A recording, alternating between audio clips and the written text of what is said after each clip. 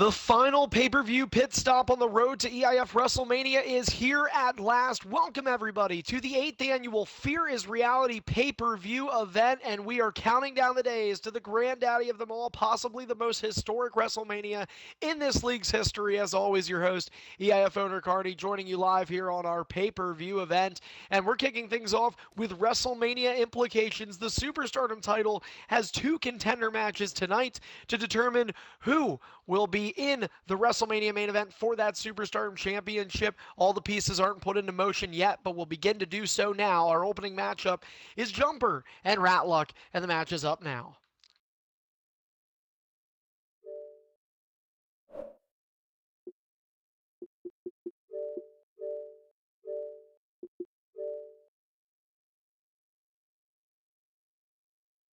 AKA, you can join.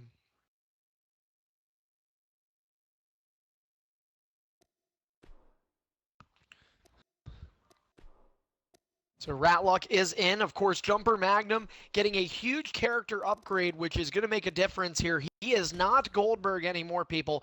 Jumper Magnum is Shawn Michaels. The trade was confirmed last week on Friday, so by one day, Jumper is legally allowed to use Shawn Michaels in this match. Hybrid Maniac also set to watch with us. Make sure you're joining Hybrid.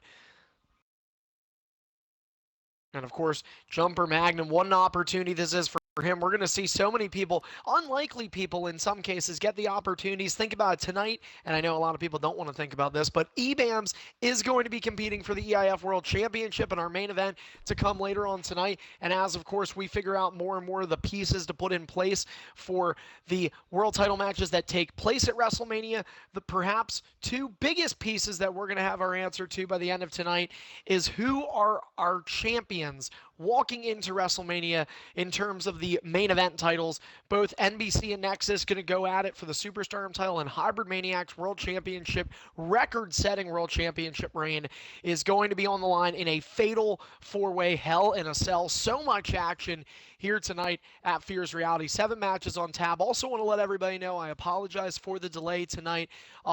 Just was running behind a bit on schedule, but I do appreciate all of your patience with us. I know, again, we are not on here right at 9, so I will let everybody know that if we do need it, if the tiebreaker were to absolutely need to be put into play in terms of who would win the $20 for tonight's prediction column, we can certainly work out something to where this tiebreaker wouldn't count.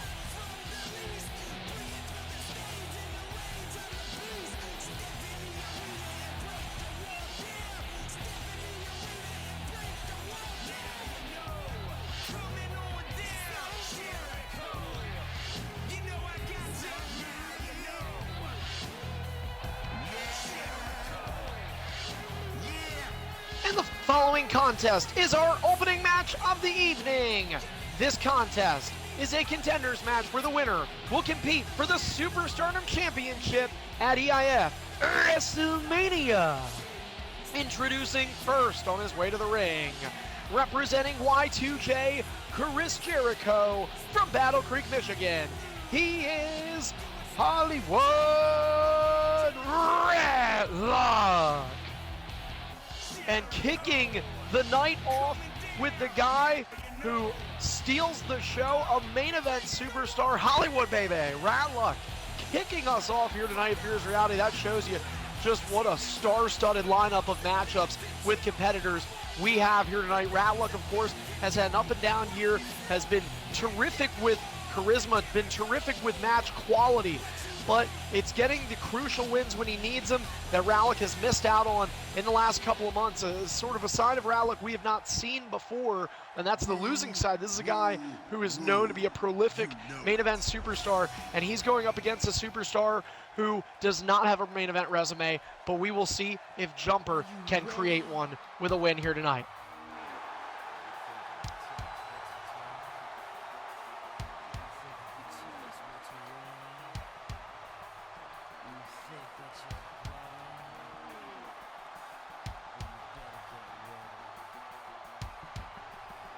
Yeah. Oh.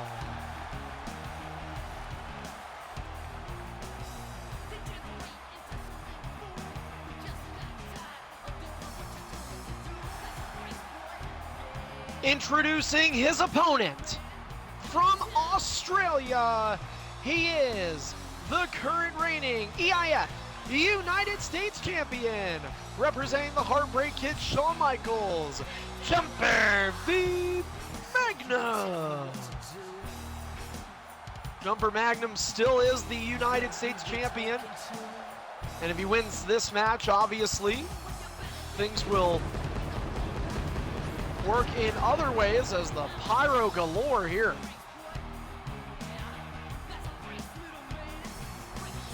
What, DZ?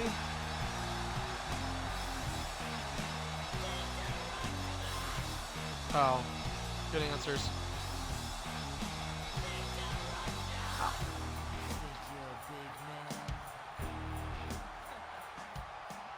All right, we'll skip this next one and get set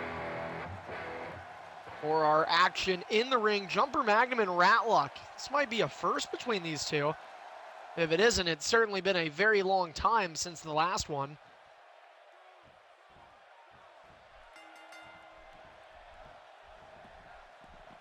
So this would be a first time. First ever between Ratluck and Jumper Magnum here in EIF. So, and of course, that's going to make it tough for both of these guys kicking off the show, because even Ratluck, somebody who's far more experienced, Hall of Fame superstar, multi-time world champion on both brands, he does not have an advantage over Jumper in this case, especially now with them both having 4 reversal characters. Ratluck may not hold an advantage because he doesn't really know the playbook on Jumper. This is the first time either of these two have fought each other. Of course, you got to love that they use Jericho and Shawn Michaels against one another. How great of a superstardom story does that tell? And of course, this is a big opportunity because even Ratluck, if Ratluck gets upset by Jumper here tonight, Ratluck will not be in the main event of WrestleMania. He's been a part of the WrestleMania main event between both world titles for the last 3 years. He won the last 2 years in a row, and his main event hopes are on the line here tonight. Our opener at Fear Is Reality. Ding, ding, ding! And here we go. Off the rope, and the first move, well, it's an Irish whip, followed by the chop. That's the move. Belongs to Ratluck. We mentioned the more experienced of the two, but Jumper Magnum has developed and became a much bigger threat in EIF than what he was looked at last year, around this time as Baron Corbin. He even did very well as Goldberg, despite only having 3 reversals, but now he's got a 4 reversal character in the Heartbreak Kid Shawn Michaels. Going to see how he does as over the top rope, and he got a piece of Ratluck, who used his first ring escape. Jumper not focused on letting Ratluck get some time for R&R on the outside, trying to bring the fight to the Hollywood movie star, who delivers an elbow and a fireman's carry reversal for Jumper. Scoop slam, Ratluck avoids that, and a release German suplex connects.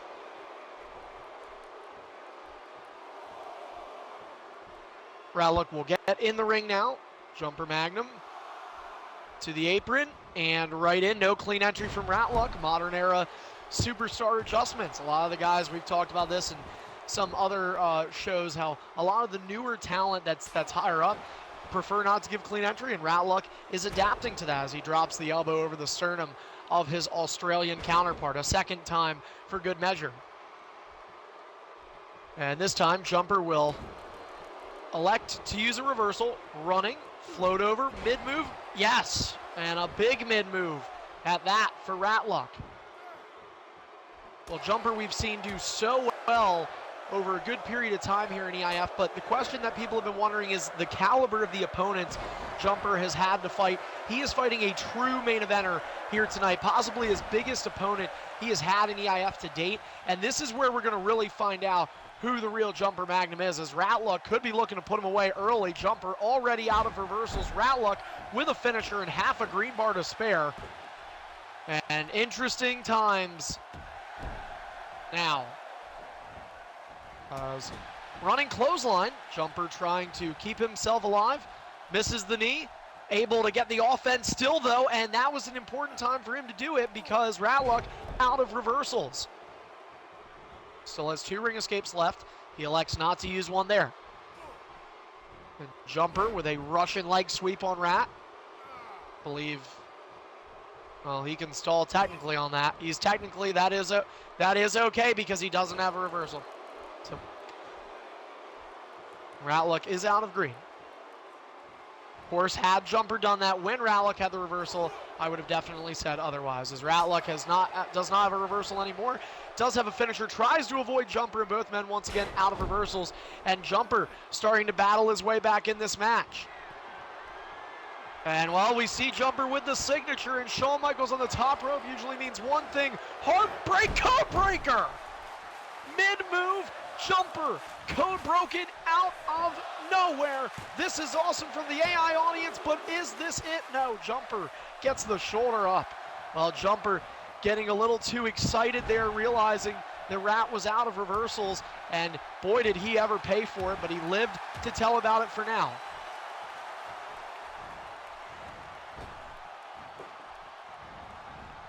Ratlick back to his feet, Bulldog connects. And if Jumper were to win this match, by the way, he would be the first superstar born outside of the United States to main event WrestleMania. Yes, there have been Canadian superstars in this league, but none of them have been a part of either brand's main event. At the granddaddy of them all, of course, EIF WrestleMania 10, 5 weeks away. No, a lot of people, Cosmic, Tank, Beatdown, Kazi, some great names from outside of these United States. And yet great names that have not been added to that WrestleMania main event picture. It's Ratlick, who took a decent chunk of damage for a while there, but he is certainly back in control. 3-2 reversal advantage in favor of Ratlick. 1-0 finisher count as well due to a OMG catching finisher. I don't know, I guess it's not called an OMG, is it? It's just a catching finisher. 2 ring escapes used for Ratlick. To the apron goes the Hollywood movie star. Did not give Jumper clean entry the first time around. Jumper trying to give a little bit of space, but the official is right there. Ratlick might be relying on the official. Ratlick has quite a bit to work with this ring out count, though.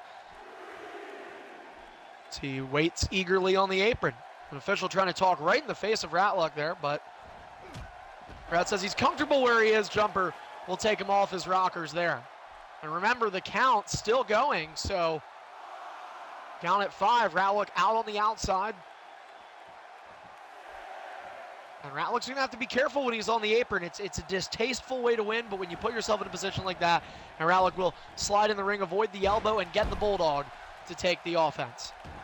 Both men, though, very calm in this party. Not a lot of talk. Jumper usually a bit more talkative, but you can tell very dialed in tonight, really focused at trying to take out Ratlick here tonight. And what is Ratlick thinking?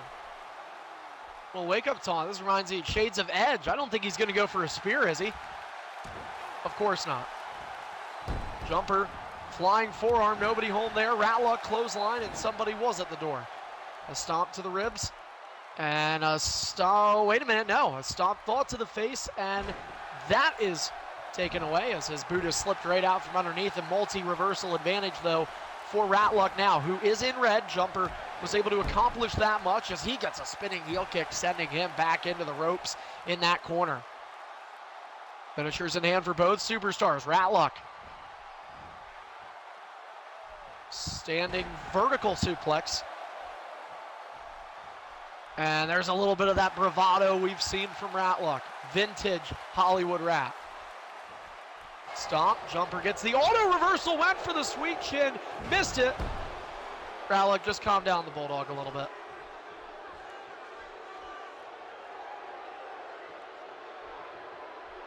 Jumper brought to his feet from Ratlick, spinning heel kick, elbow to the face, clothesline, and oh, well, a very good, in the way that reversal happened, that actually worked out for Jumper. He was sent to the outside, but Ratlick is not going to waste time as Jumper's thrown right back in. All the stamina in the world, and Jumper cannot reverse. This is not good for him. Ratlick is allowed to stall because there are no reversals, and the Lion Tamer is put in. Ratlick wrenching back on the back of Jumper Magnum. Can Jumper hang in it any longer? He's hanging on still by a little bit. Is Jumper gonna go? Is Jumper gonna submit?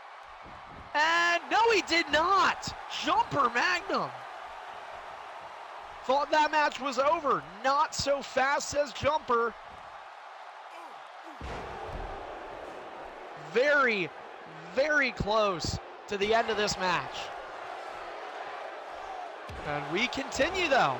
So give Jumper a little bit of credit. Ratlock using the reversal. Saw Jumper switch the S to the F.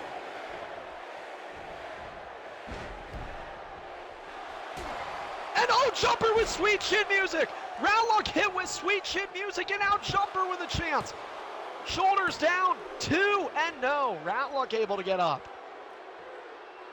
Think we picked a good opener. Good match between these two here, kicking off Fear Is Reality. First time ever, Jumper Magnum and Ratlock. 1-on-1 here in EIF.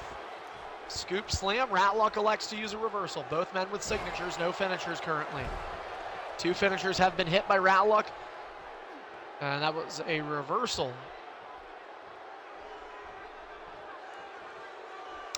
One more minute. Elbow to the face from Rat. Jumper up, forearm, and he was able to get a piece of Ratlock. But he's out of reversals, and Ratlock with his 3rd ring escape. So Ratlock is out of ring escapes now. Jumper is yet to use, I don't know if Shawn Michaels even has it, but he's yet to use them. He used a reversal to get out of the ring. All right, Rat, you can use the Bulldog now. And Jumper Magnum dragging Ratlock away from the ropes.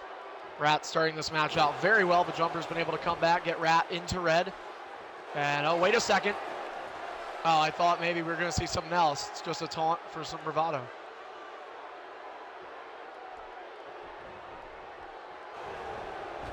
No, you reversed it, so it would have been called, but yeah, but I'm still not going to call him. He got the auto. It's only if it makes contact, but we have never called it before if somebody reverses it. Yes, that's true. Crawl to his feet. Even then, though, we usually warn them. Clothesline over the top rope goes Ratlock. As long as it doesn't make contact, that's how I view it. So Jumper Magnum trying to put himself in a decent position here.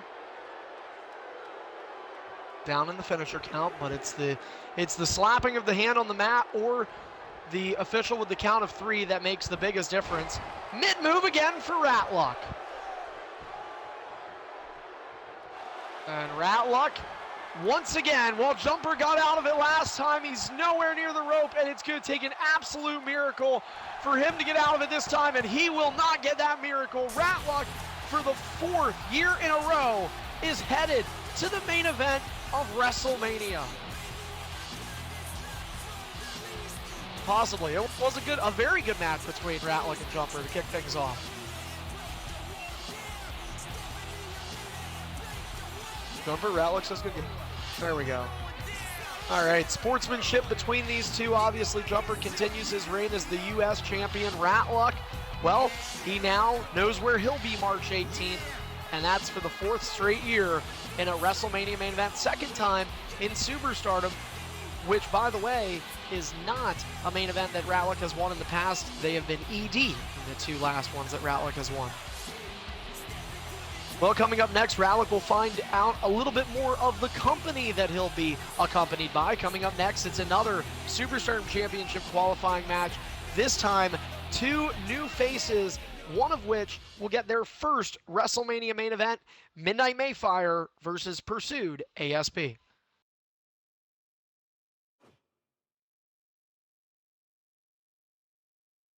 I forget.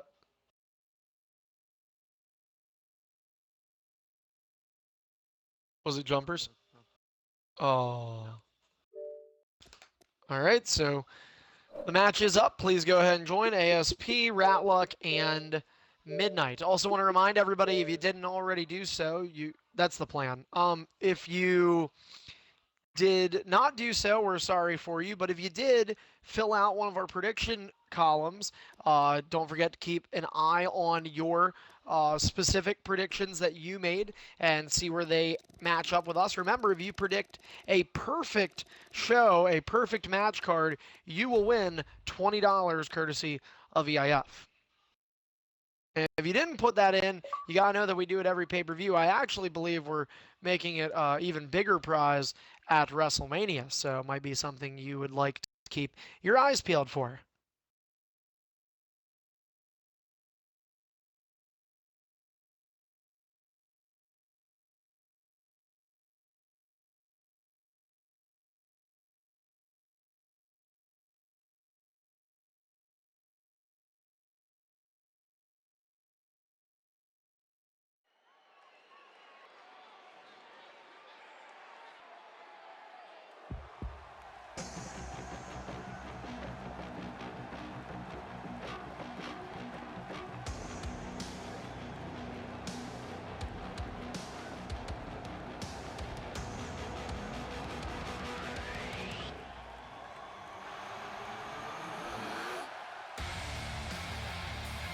The following contest is another Superstardom Championship qualifying match where the winner will move on to WrestleMania.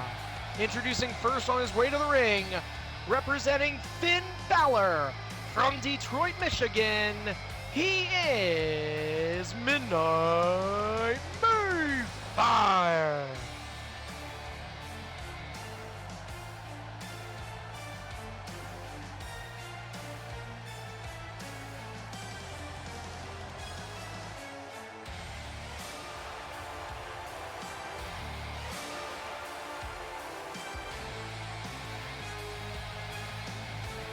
Rap, look, the screen is still on the picture. It's not on the actual game.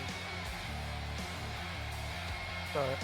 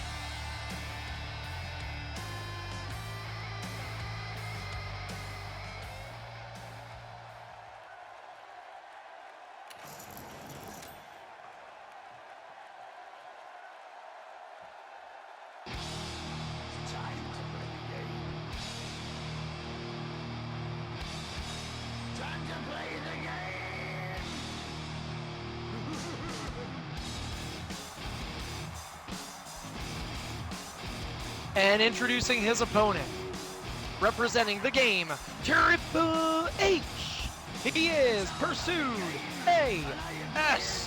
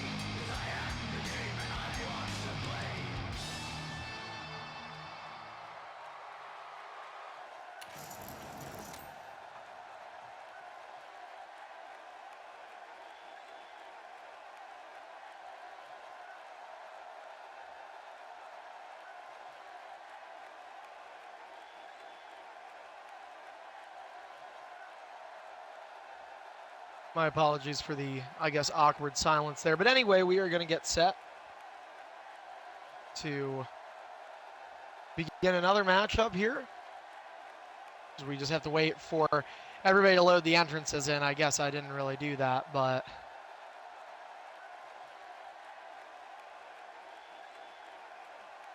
Oh, yeah, probably. You should skip them.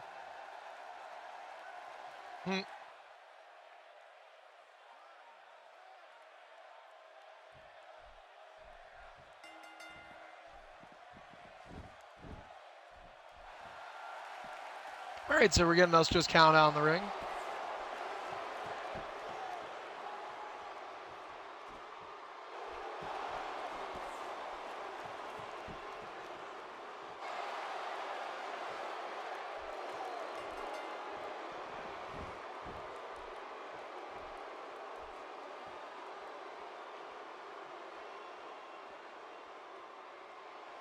Well, it sounds like, judging from what we're hearing, it's a fairly mixed bag of results in the predictions for this match as opposed to our last one.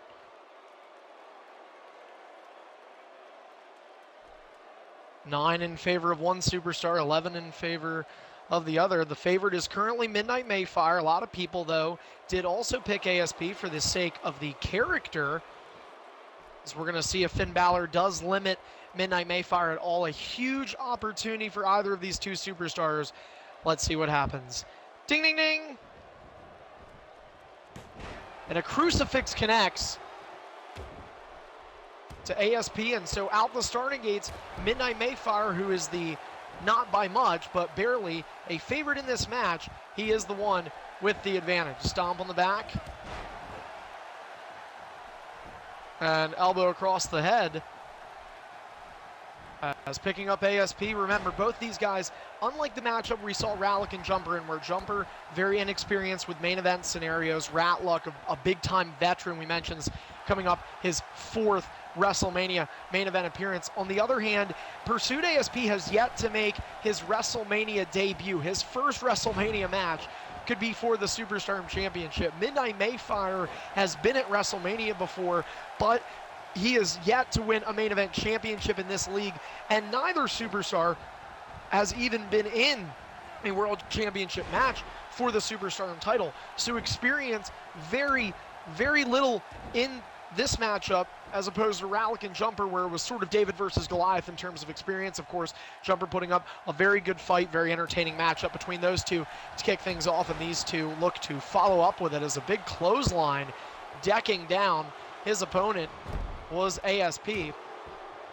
Stomp as ASP now trying to regain the momentum. A lot of concerns from what we understand about why the bracket is 50-50 is mainly due to the fact that Pursuit ASP, a lot of people believe, has the better character. Of course, this character was represented by DZ numerous times. We've seen Triple H duke it out with the likes of NBC, who was using Brock Lesnar, but in this case, a lot of people just concerned about how good of a character is Finn Balor. Now, to be fair, when mentioning DZ, you have to think of Jetstar with Finn Balor, who did hold the Superstardom Championship, and unlike DZ with Triple H, he was able to beat NBC with Finn Balor. Of course, NBC is no longer the champ to beat. It is Nexus for now.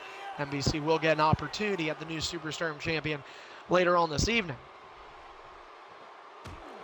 Back and forth they go so far in this matchup.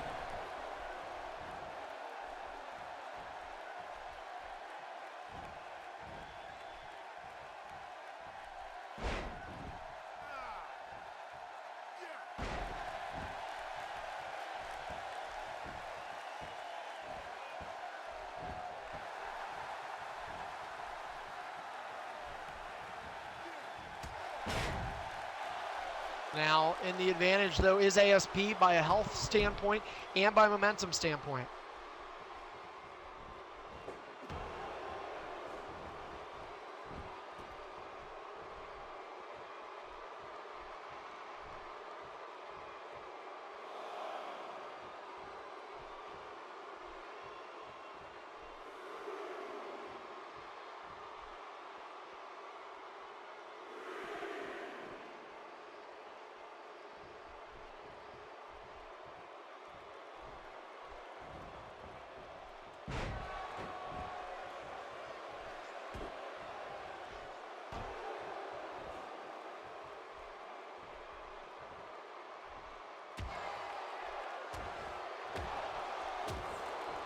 Yes, sorry, I'm multitasking during the pay-per-view. I know it's something I shouldn't do.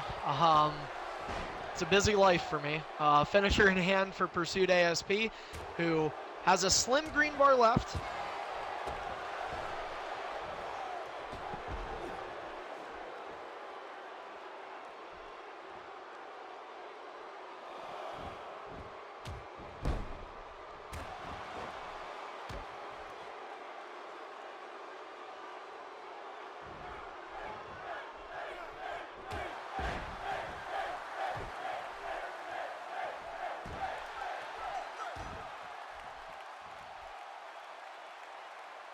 But now all of a sudden, maybe trying to turn the tides is Midnight.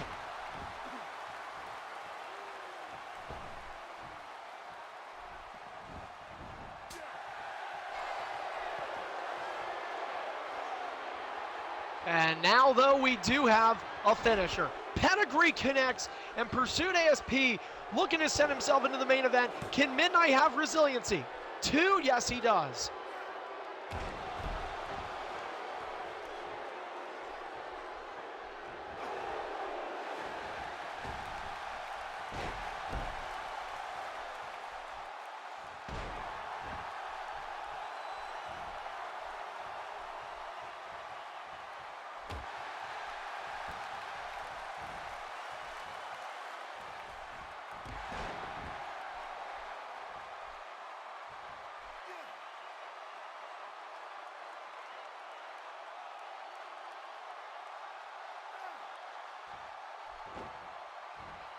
As ASP now with a headlock locked in.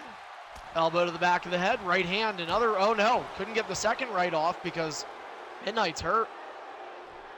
Well, Midnight's been in this league longer than Pursuit ASP. He's been part of EIF now for about 2 years or so. ASP still in his first full year, his first full 12 months as an EIF superstar, and he's going to get a finisher now. It's that third right, or I spoke too soon. Thought that third right hand would have definitely gotten it for him. It did not. Still a 1-0 finisher count in favor of ASP.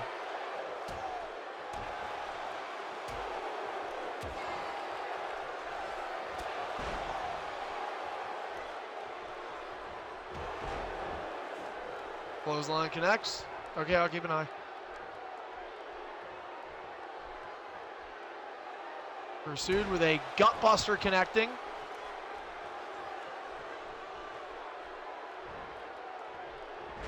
Back body drop connects for ASP. And outrunning knee, sidestepping it though. Clothesline misses. Thrown into the turnbuckle and now avoiding that again. Midnight Mayfire trying to build some momentum. Doubled up now in the reversals. Midnight Mayfire made the decision to switch to Finn Balor, by the way. Had Randy Orton earlier in the year.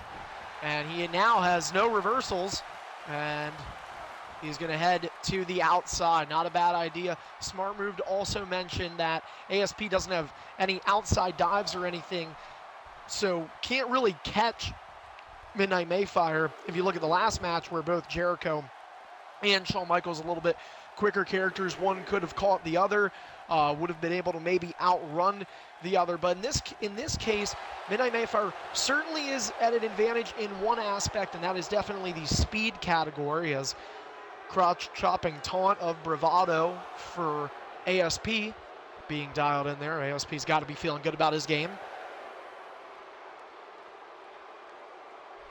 Midnight Mayfire wants to be careful. Count is at 7 here. Midnight Mayfire in a dangerous position. He'll slide in underneath the bottom rope and get clotheslined right back out, but if anything, that works for him. Restarts the count. I believe that's a wake-up taunt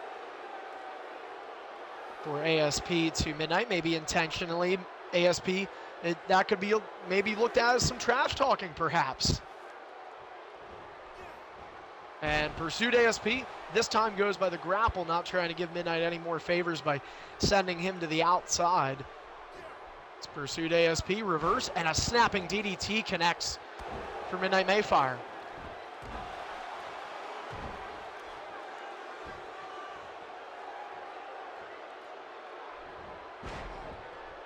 Axe handle missing, and a big knee to follow.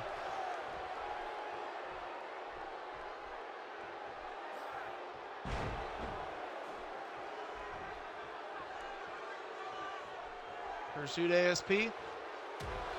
Bringing Midnight to his feet, elbow to the back of the head. Looks for the signature, he will get it. 2 finishers in store for Pursuit, and a wake-up taunt will commence. DDT. Pursued once again. Maybe now looking for the finisher, and he did not go for it. He bluffed on it. Both men down to 1 reversal. It's a pivotal reversal. And Midnight elects to use it there. And Midnight once again will back up, and he got caught. Midnight not fast enough despite being Finn Balor, and that's going to give ASP a golden opportunity to shut this match down. 2-0 finisher count, no reversals, no chance. Pedigree for Pursuit. Hooks the leg. 1, 2, and no! Midnight Mayfire still breathing.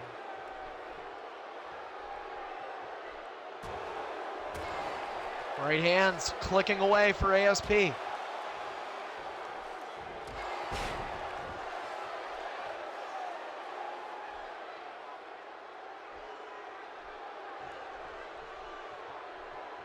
But ASP, I mean, we're starting to notice maybe some of those differences we talked about.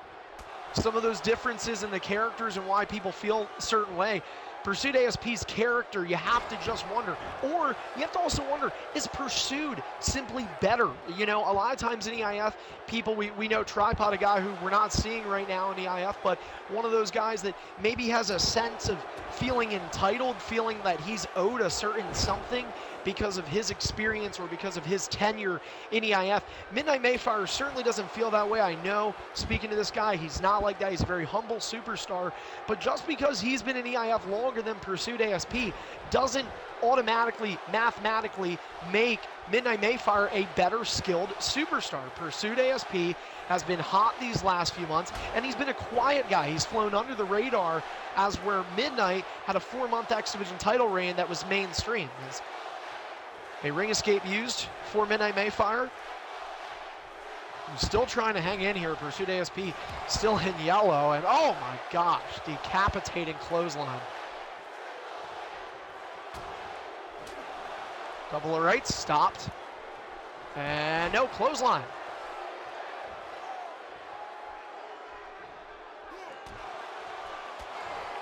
Couple of rights, make it 3.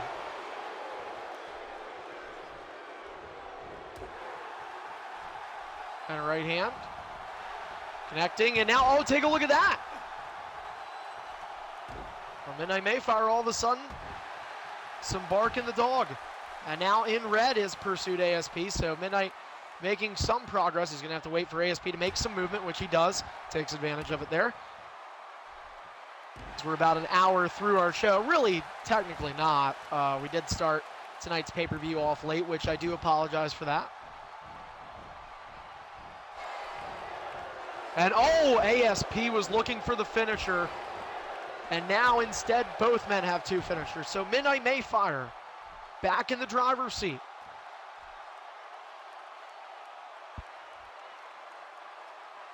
Question is, what will he do next?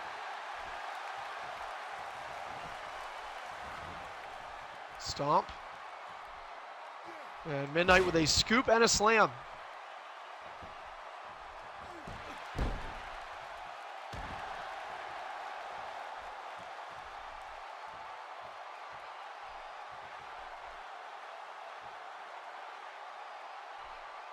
Midnight just hovering. Midnight, though, really smart guy because he's taking his time right now. And this is what you want to do if you're Midnight Mayfire, because you were down in the reversals countless times. But look at this. He's doing a great job of keeping the pressure. And then, yeah, a little bit of unlady luck happening to Pursuit ASP, who gets drop kicked for his troubles and rolls out of the ring.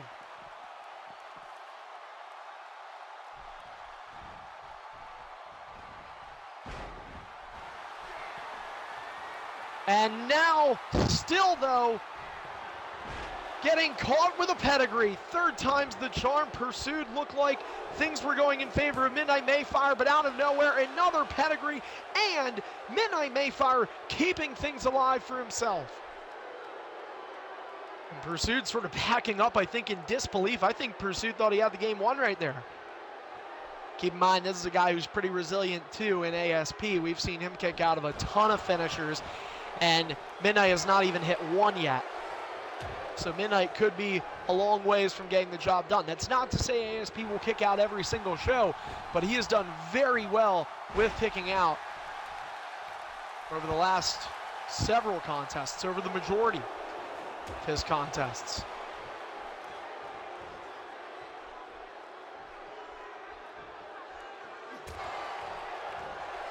Right hand. Kick, sidestep, clothesline, reverse into a leverage pin.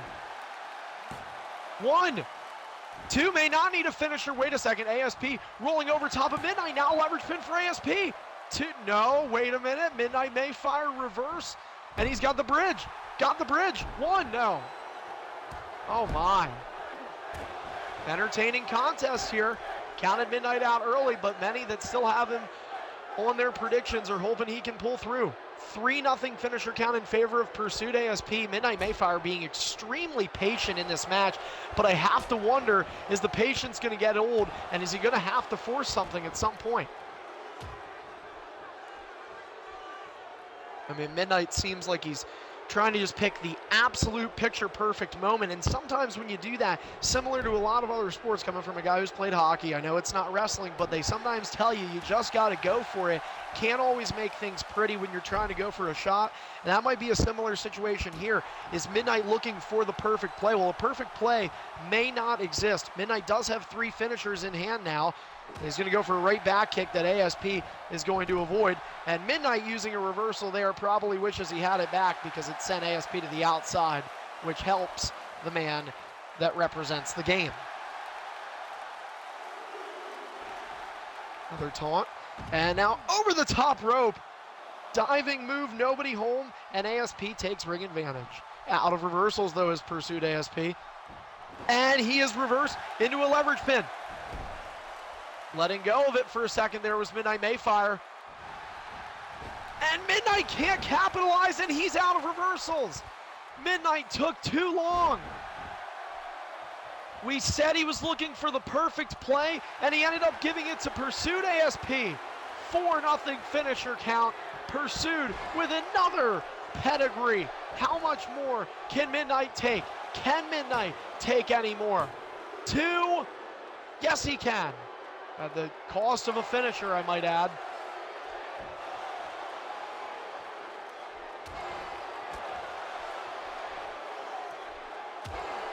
Elbow to the back of the head. And given that Midnight had to use a finisher to kick out, might have been a form of resiliency, I believe. So that could make Pursued smell blood in the water, thinking he could be one finisher out from ending this matchup. And granted, it's had its back and forth moments, but ultimately Pursued playing a very calm, structured game. He came in here with a game plan, and that might be something Midnight did as well, but obviously it seems like Midnight's goal might be to get Pursued ASP out of reversals, which he did, but then he failed to capitalize due to taking so much time.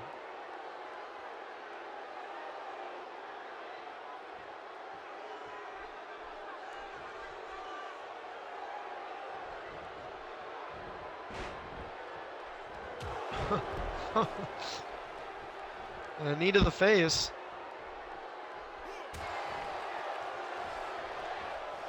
And a Pele to follow up.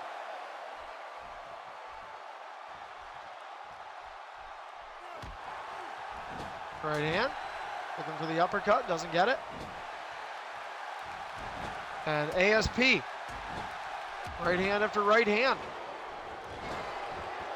Knee to the face this time for Pursued.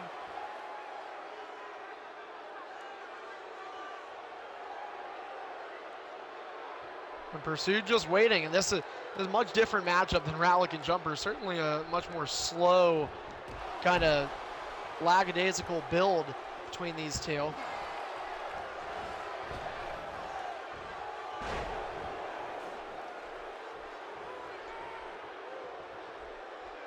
So ASP, as we mentioned, majority of this matchup, he has been in the driver's seat. And Midnight Mayfire, once again, well, Midnight's goal has been to get Pursuit ASP out of reversals. That's clear. But ASP has gotten Midnight out of reversals several times, including at least twice in which he got to hit that finisher.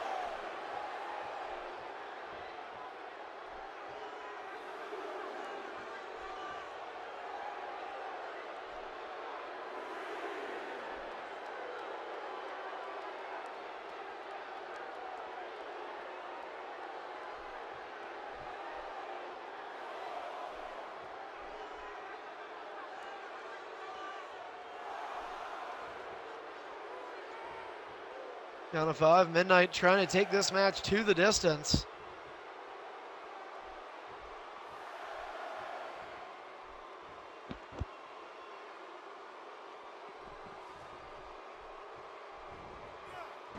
And single leg lariat misses. Kick to the midsection, ASP got him again. Pedigree for the 5th time. And referee spinning in circles, waiting to get the count. 2. And Midnight is still in this match. How? I do not have the answer for that. But I have to wonder how much longer can he go?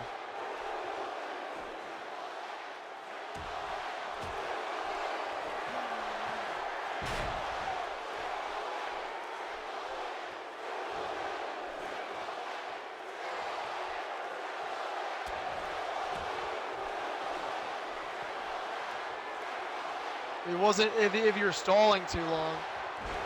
You think it was? That wasn't? I didn't think it was. I didn't think that was.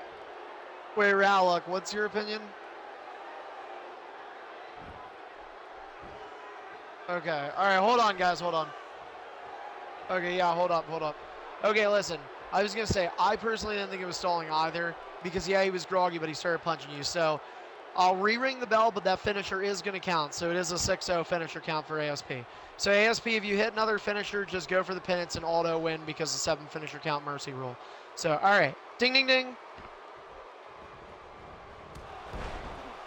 Well, Midnight was the more favored of the two here, and he is looking at death's door, essentially, for his WrestleMania main event chances. He is going to need one hell of a comeback. By the way, fun fact, has not even attempted a finisher on Pursuit ASP tonight. Midnight Mayfire, not even one attempt.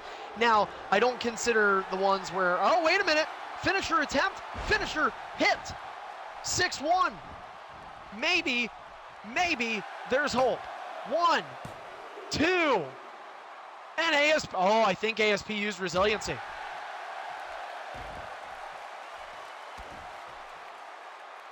Maybe things are going to change. Looking for the comeback of the year is Midnight Mayfire. Oh, and he missed.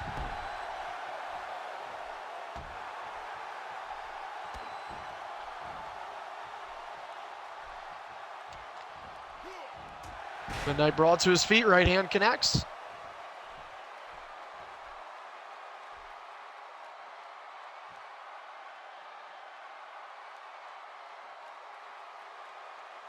Pursued, just trying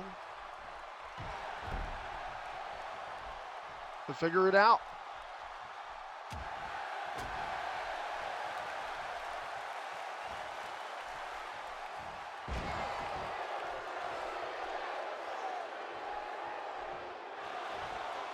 And once again, well, Pursued waking up, but he's reversed. Oh, and he gets slapped on the rebound. Side swiping. Midnight. Oh, missed the drop kick, and these two, I swear, they're both with those off the ropes antics.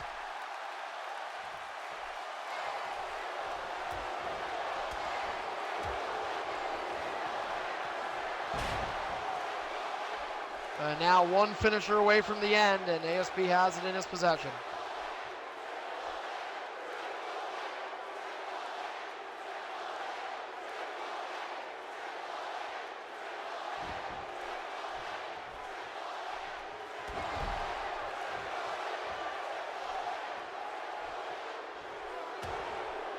Pursued with a right hand.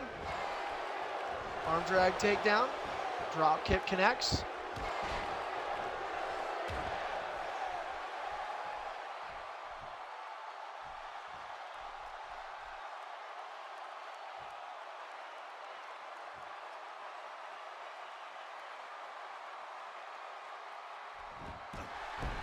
Gonna stomp on the back to follow. We're on a really slow pace here, but obviously a lot on the line for these two. So they're both trying to play with extreme precision. Midnight Mayfire walking on eggshells, knowing how close he is to potentially losing this match. One more finisher and it is all over. And there is a finisher reversal. And that is going to be the game. 7-1 Pursuit ASP, proving a lot of things tonight, including the most important thing, and that is he is going to main event WrestleMania 10 in his WrestleMania debut. Unbelievable.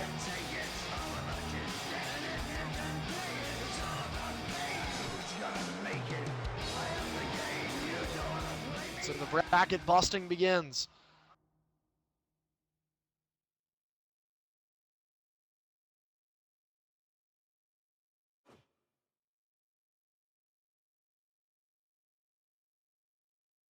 All right, see you, man.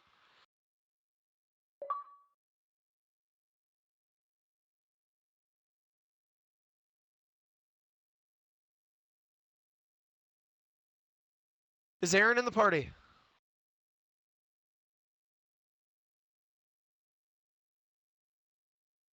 He is online. There we go.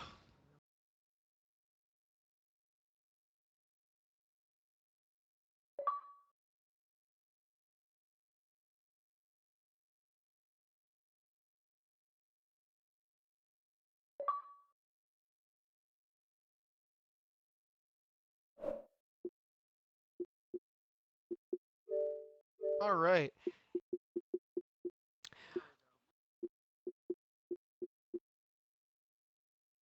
Well, coming up next in our third match, we'll get to our first ED contest of the evening, and why not Extreme Rules? Hostile Exile, who won the Royal Rumble matchup, is guaranteed to be in the WrestleMania 10 main event. He's looking to go to ED, and there's another superstar that's on the outside looking in. The light is all but shut out for him, but he has one more opportunity to prove he still is a main event superstar.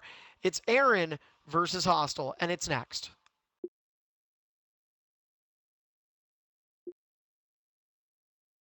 Oh, wait, really? All right, the match is up.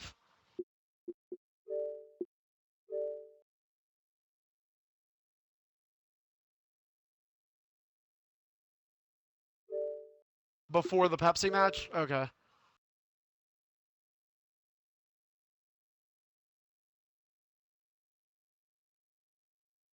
It probably will be. It's either going to be that or the IC Open invite, which I think either way, Ratlick would probably have to get off. Unless, actually, would you? Because couldn't we do like a four-man and then like you and I watch? Well, it's me. Yeah. Maybe we'll try that. Maybe we'll try that.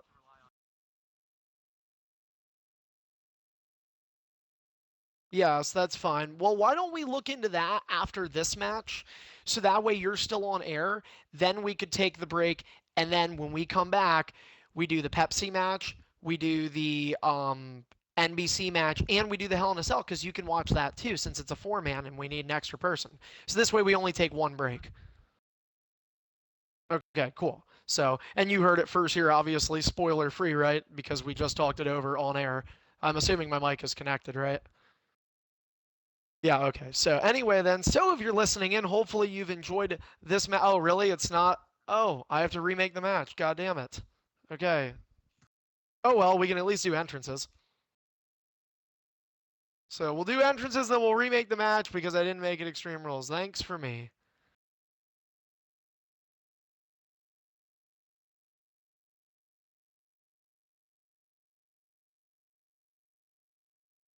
So anyway, though, if you're obviously listening, if you're listening, well, you just are. You are listening. So anyway, we're gonna do entrances for this. This is an Extreme Rules match. I did not make the stipulation right. It's okay. It's a botch. It always happens anyway. So whatever. The people in WWE do it, and they're professional commentators. So whatever. Anyway, though, we're gonna do the entrances. Then we're gonna do the match. That's true. Then wait, they're not man enough. then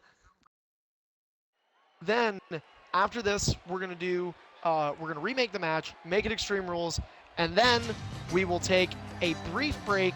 We will do the Intercontinental Open Challenge, then a brief break before our final three matches of the evening.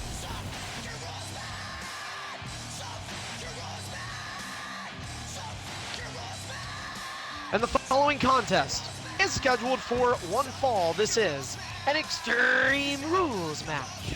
Introducing first on his way to the ring from Columbus, Ohio, Aaron Phantom.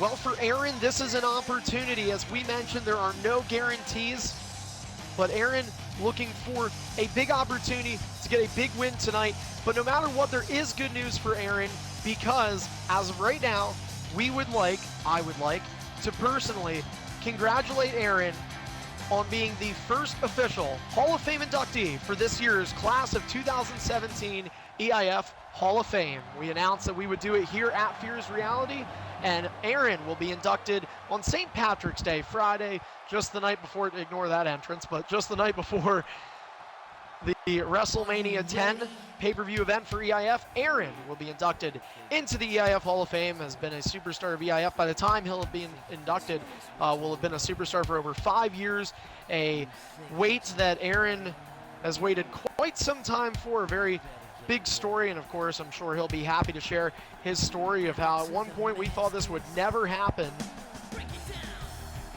A guy who used to always take breaks is now here, and look at this. What do you know? Eddie Guerrero back in the day. And we're going old school here. Vintage KWO. Now, the lowrider doesn't have the bounce that it used to have. Am I the only one that noticed that?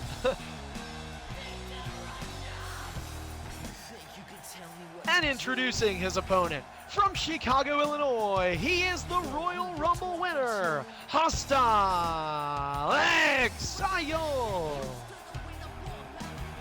Well, we have not seen a lot of Hostile since he won the Rumble. We didn't see a lot of him before the Rumble either, but Hostile Exile has a ticket punch to main eventing just his third WrestleMania main event, and it will be the second year in a row he has done so. He has yet to win at a WrestleMania main event, but they say third time's the charm, and of course here tonight, he's looking to get some action against one of EIF's main event superstars.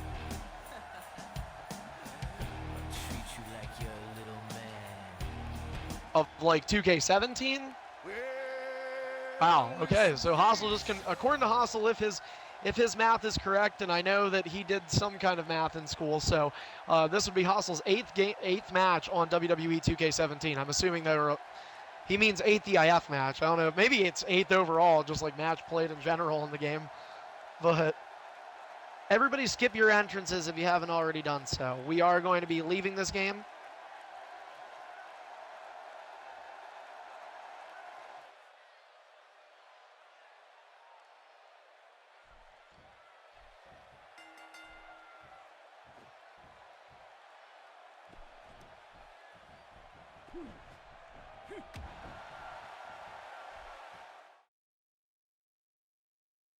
All right, so I'll go ahead and leave this game.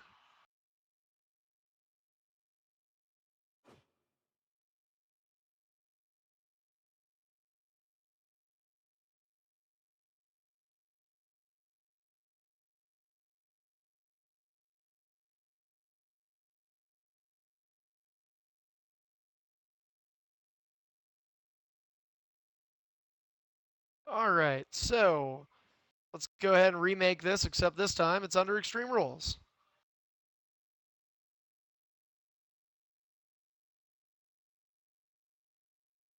Okay, cool. I was going to get Damien back, but he said he has a job. All right, I made the match.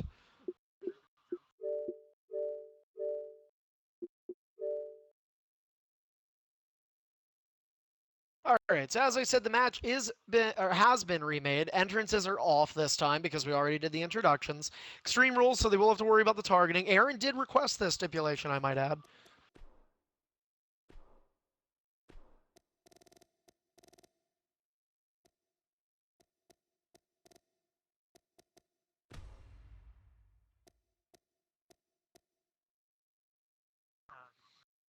I did, yep.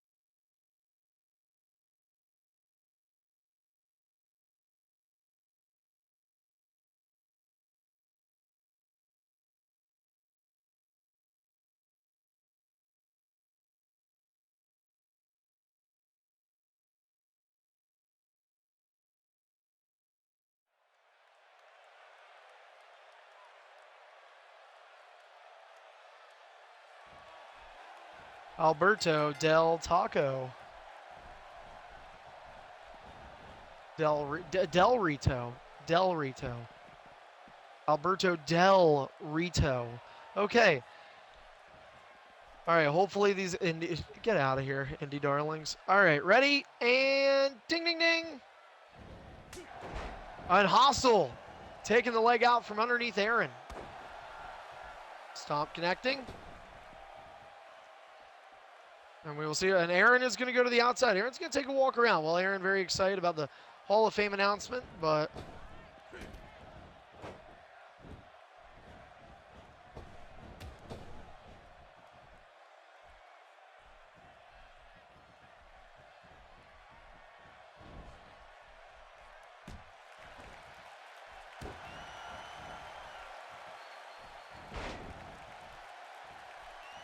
Aaron with a neck breaker to Hostile. Again, Extreme Rules doesn't mean the weapons have to be used.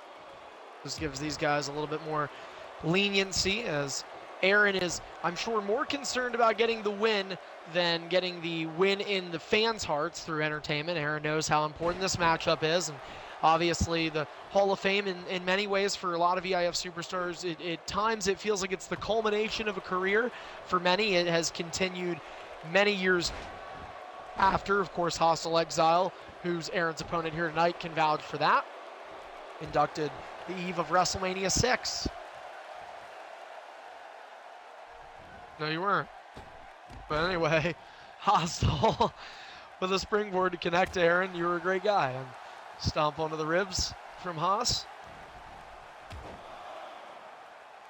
And no, we're not going to take some time apparently.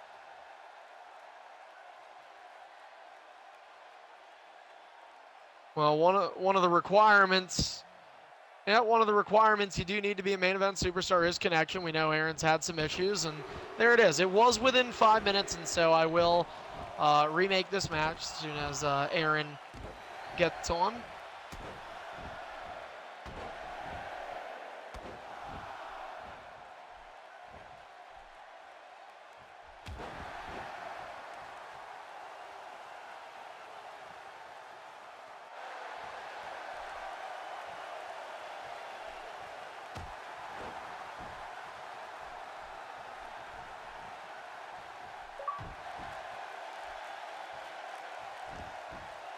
All right, so let's go ahead and just quit out this matchup. Wait for Aaron to get back.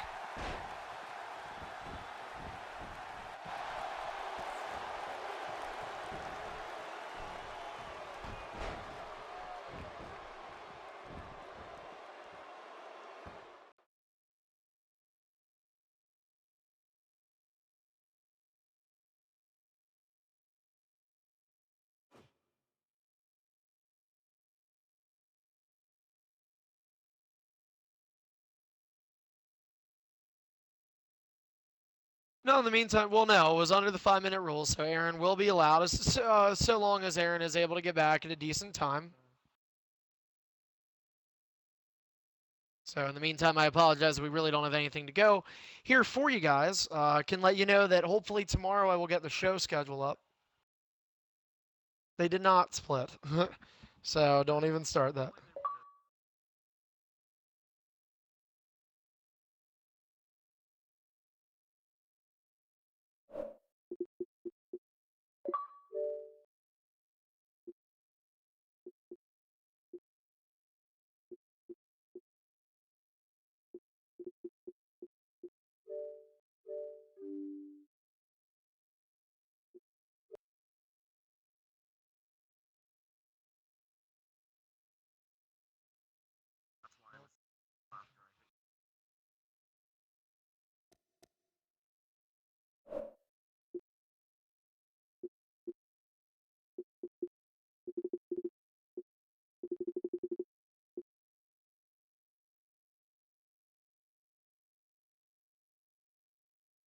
Okay, give me one. Oh, sorry about that.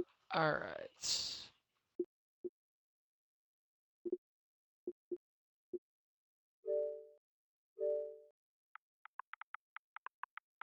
All right, the match is up.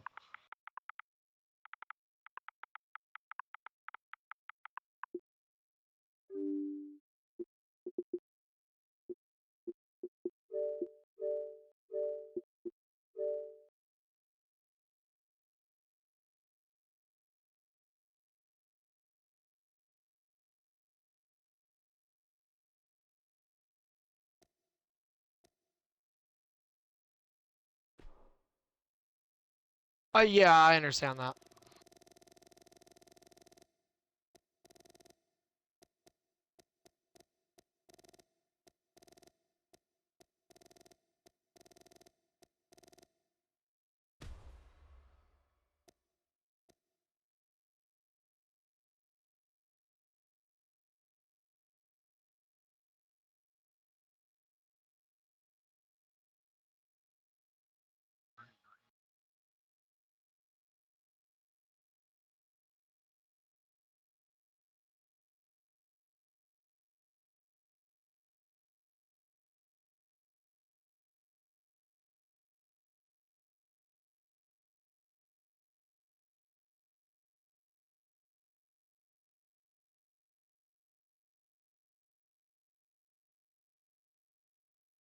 Not really. Sorry. I've actually been kind of having a rough day.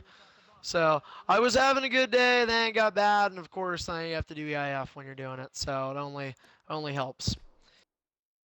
Sarcasm.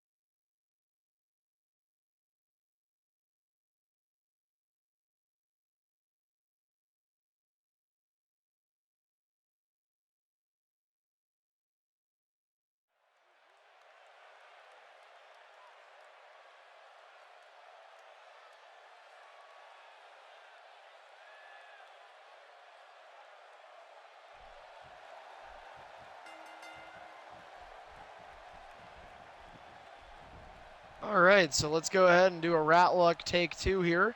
This matchup. Ding, ding, ding. And Hostile starting it out the same as he did.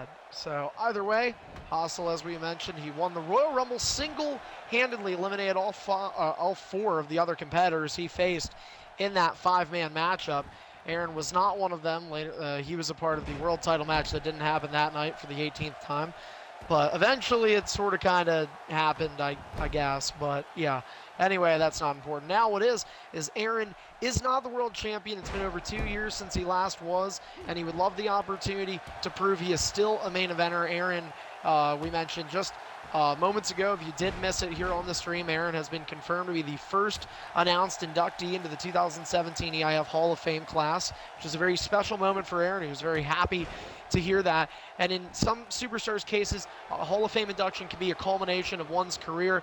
That might be the case with Aaron. You know, he's getting up there, and one thing nobody in EIF can beat, one person that or thing that has always been undefeated in EIF is time, and it just you can't stop it from happening. And so Aaron getting a little older now, responsibilities outside the realm of Xbox have begun to pick up for him these last couple of years. So his days could truly, as an EIF superstar, be numbered. Wanted to get that Hall of Fame induction out of the way beforehand, but would love to have maybe one more run into some of the world title. But Aaron has unfortunately lost a lot of opportunities towards the main event, and a guy like Hostile is realistically the next guy in line he would have to beat to even get consideration for having an opportunity. As Hostile heavily in control right now, though, with a DDT connecting to Aaron, who uses ring escape to roll out his first of the evening.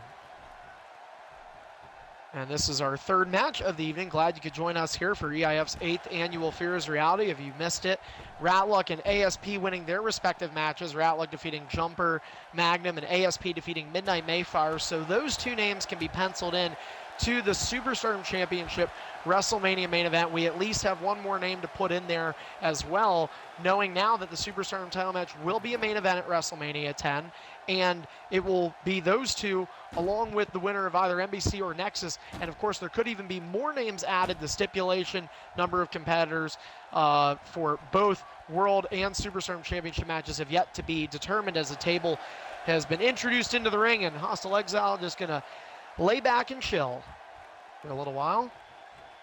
He'll drop down. And fakes the boot. Aaron's still trying to get to his feet after what's been a painful match for Aaron so far. And you know the guy's passionate. You know he cares. Hostile sending him right back out. And what's Hostile doing now? Oh, he's going to set up the table. We've got wood.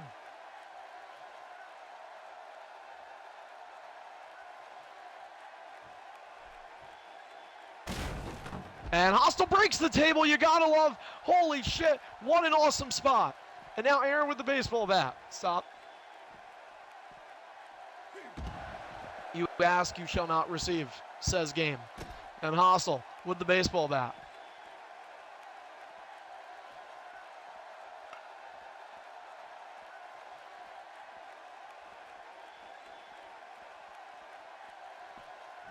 Hostile unclear of what he'd like to do. Aaron crawling around. Back to his feet. And Aaron with a dab style. The apron. Now Aaron. Clothesline over the top rope. Dancing on my feet, says Hostile.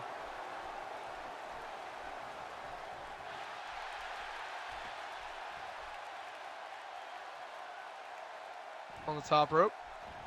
Hostile again, just very, very confident superstar as he drops Aaron. Aaron using comeback already. Hostile into leverage pin. Could get a win. Two. Oh, no, wait a minute. Now Aaron looking to steal one. Hostile's in green, so didn't expect it to be much of a challenge for him to kick out, but Aaron will maintain some offense. And then Hostile again with a reversal into a leverage. This time he'll break it up.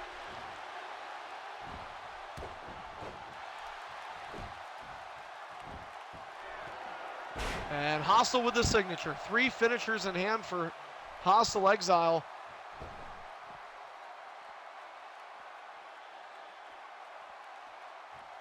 Yeah, 3. Now we're going to go. All right, fine. 4. 5. Okay, Hostile says he did 5 taunts. Viewers watching at home may have their own counts. And Aaron over the top rope, taking down Hostile.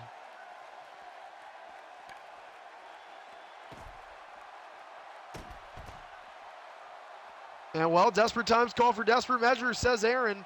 Baseball bat, one of the cheapest weapons in the game, but why not? Aaron does not want to get green barred, and he can say now that mission accomplished in that regard.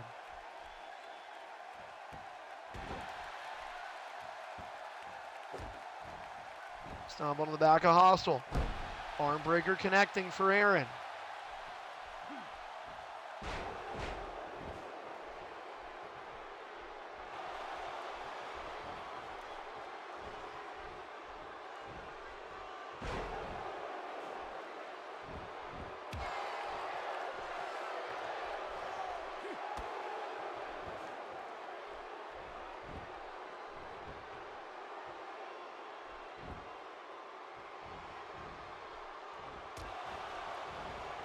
And Hostile tilt-a-whirl backbreaker from Aaron.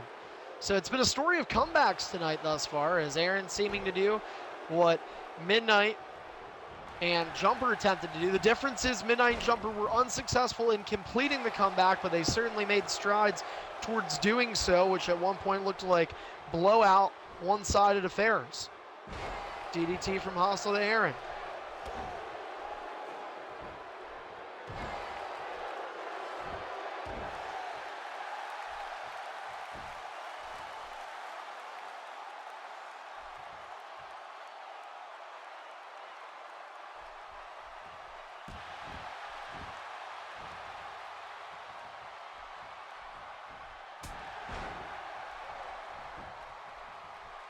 Hostile with the advantage. Aaron brought to his feet. Hostile reversed. Hostile looking for the diving move, but missing that one. And now Aaron going to take advantage. A little bit of game effage, as they call it.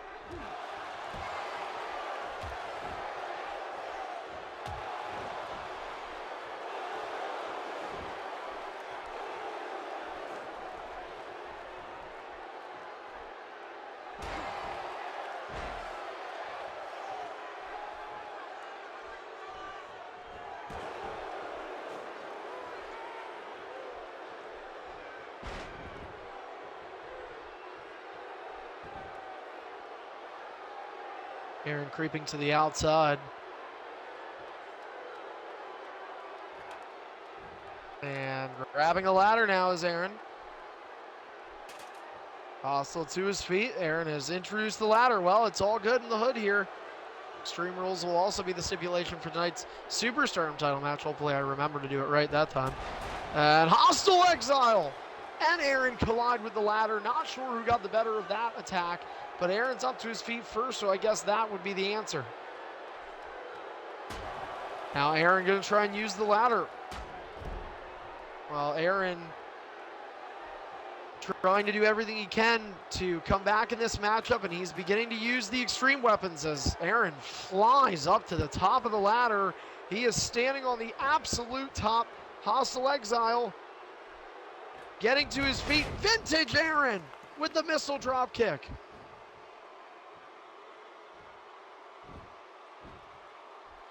Shout out to his X Division roots, something that both these men began their careers in. And now Hostile thrown, tilt-a-whirl backbreaker again for Aaron.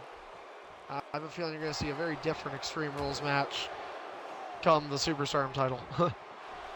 Oh, Hostile missing that super kick. Backstabber from Aaron. 3 finishers apiece. Once again, that comeback now changing just about everything in this matchup from what it looked like.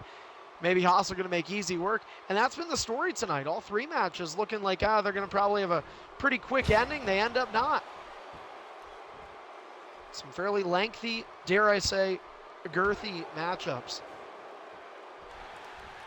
Has to do it every pay-per-view. And Aaron with the finisher. Looking to knock off the Royal Rumble winner, too. And Aaron, so close.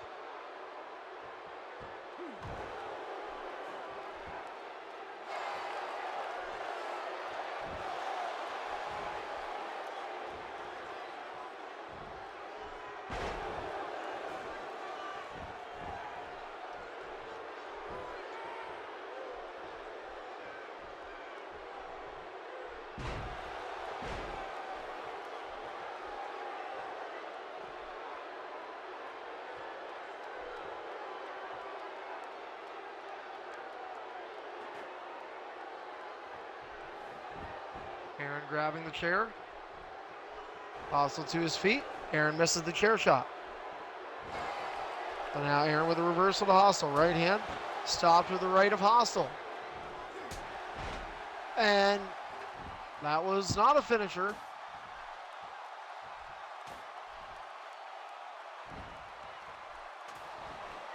Chair shot, tables, ladders, chairs, stairs. We've seen them all. Bats.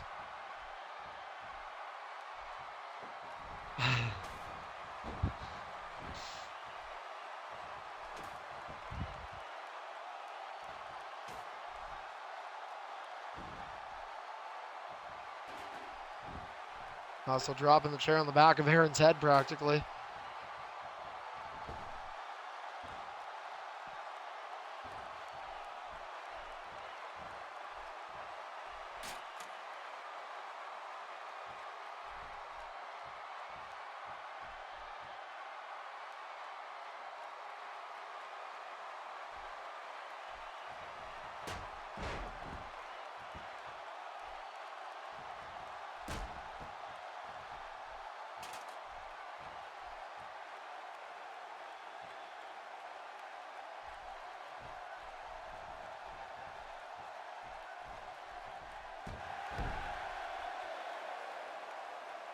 Hostile with a stomp on the back of Aaron.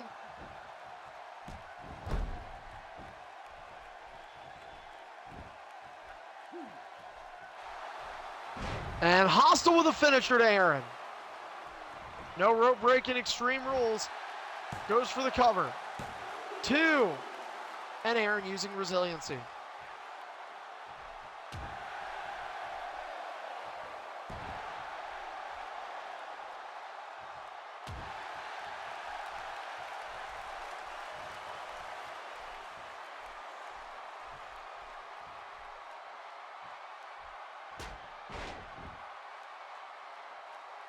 Aaron taken down by Hostile. Drops the ladder. Oh, Hybrid and Ratluck will you guys be on after the show? Okay, because I'm gonna probably need to talk to you guys. It's nothing bad towards you two. Nothing bad at all. I'm just probably gonna need to talk after the show. So, not saying it'll be a super long thing, but anyway. Which, by the way, I am very scared. I knew I should not have booked 7 matches. When Aaron wanted this match, I was like, fuck. Like, we already had 6.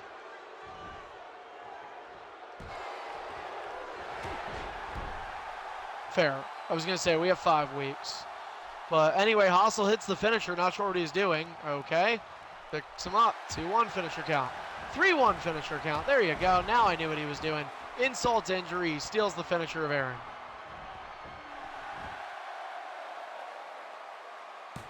1, 2, and Hostile even with the ropes. Not able to win the match yet.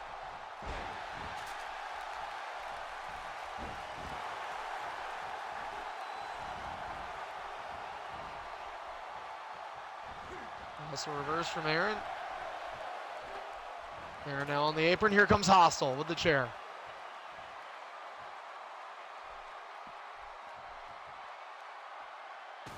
To the outside, using that. Chair shot again.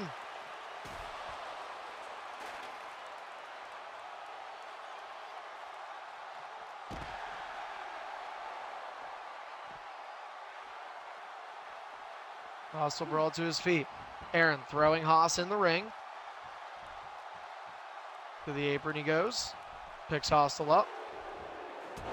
And a jawbreaker connecting for Haas. Finisher as well to connect, and it's 4-1. On the ladder, the ref counting. That's got to hurt. And this time, it is over. Hostile Exile picking up the win over Aaron. Took him a little longer than what it looked like it would early in the match, but Hostile Exile keeping some brackets alive and beating the newest announced Hall of Fame inductee, Laurel.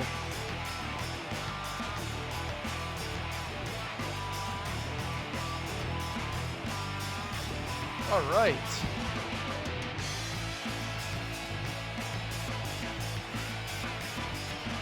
Well, coming up next, it is the first of 3 championship matches that are happening tonight, and unlike the other 2 that we will see later on in the evening, this one promises a new champion. After Tripod was found guilty of manipulating for the 18th time in his EIF career, the Intercontinental Championship was stripped of him, don't say that, and is now being put on the line tonight. So, in Open Invitational, we have a few slots, and we understand that one of, actually, DZ and Headshot, you guys are already in the party, right? Okay, so you guys want it. I was contacted by 2 other people, so I will invite them before anybody else to give them the opportunity because they have told me that was what they wanted.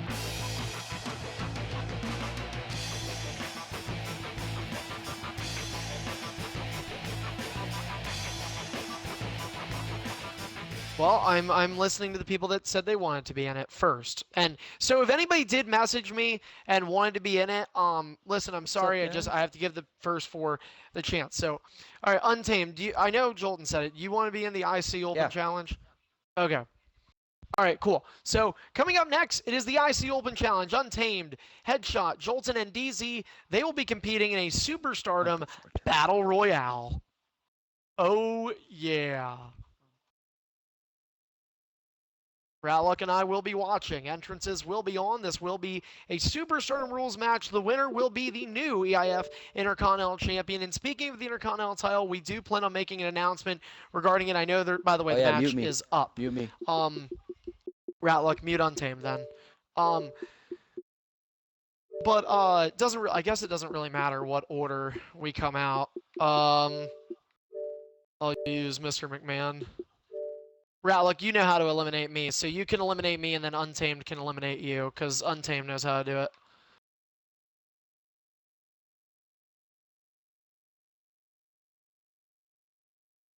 Makes sense. Alright, so we're waiting on Untamed. Okay.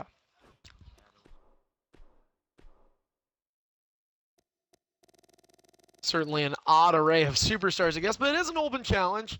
Dolph Ziggler and John Cena, who will be Untamed, along with DZ and Headshot Killer. Now, we mentioned this title does not currently have a title holder. I do understand that some other superstars may have wanted to be in this. Again, I did look back and check. First, DZ and Headshot were already in the party, and then the people outside the party, Untamed and Jolton, were the first people I heard from. In fact, Jolton first wanted to do it as soon as it became available to him. So, again, that is coming up next here.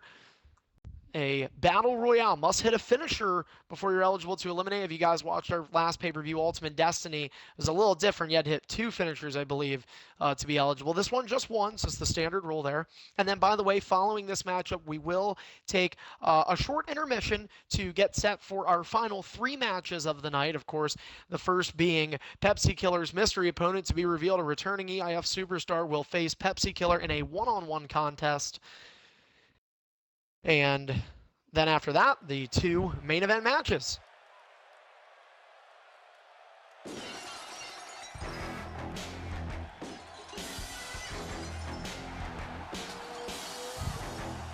The following contest is a Battle Royale for the vacant EIF Intercontinental Championship. Introducing first on his way to the ring from Cleveland, Ohio, representing Stone Cold Steve Austin. He is DZ. Well, DZ, sort of in limbo with EIF, and this is not the first time in his career he's experienced this. There's really a lack of direction for DZ, the Hall of Fame superstar, not sure where to go in the league, but he figured there's a title opportunity. Why not take advantage of that opportunity? Smart move, obviously, of DZ to want to do that, as he goes to every single ring post. Gotta love Stone Cold's entrance.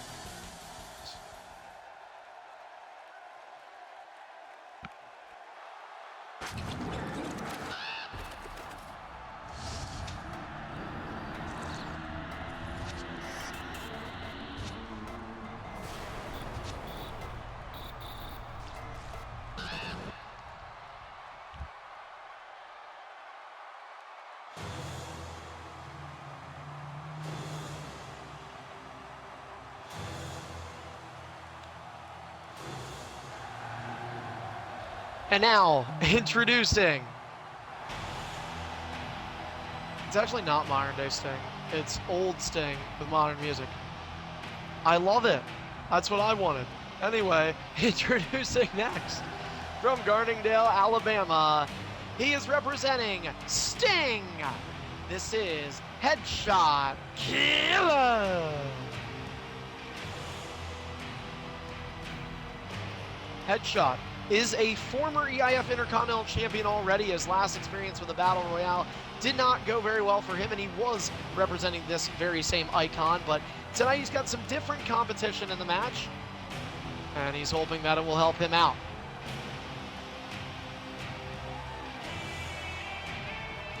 Gotta love how that woo comes in so loud.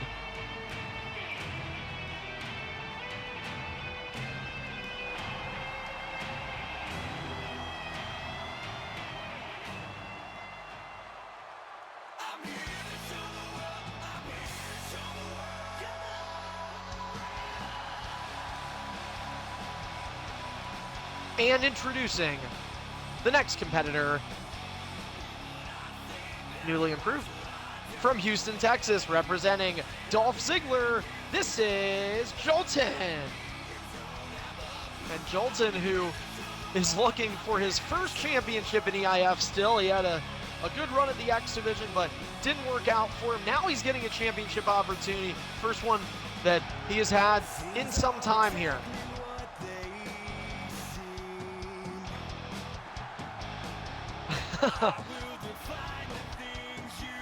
He's definitely got the support of EBAMs in this match.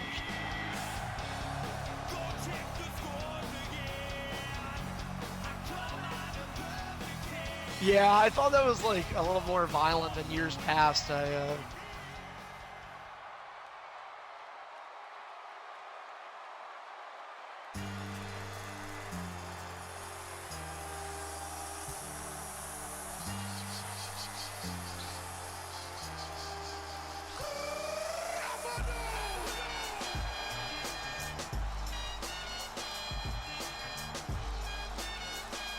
And last, on his way to the ring, from Glastonbury, Connecticut, representing John Cena, he is Untamed Legend.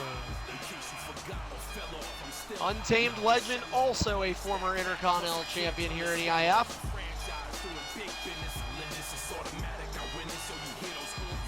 Well, he just told me he's not, so I'm wrong. But anyway, that's nothing new. What is new is if he wins the Intercontinental Championship, then he'll be the new Intercontinental Champion. Yeah, smart recovery, Carney. Great job.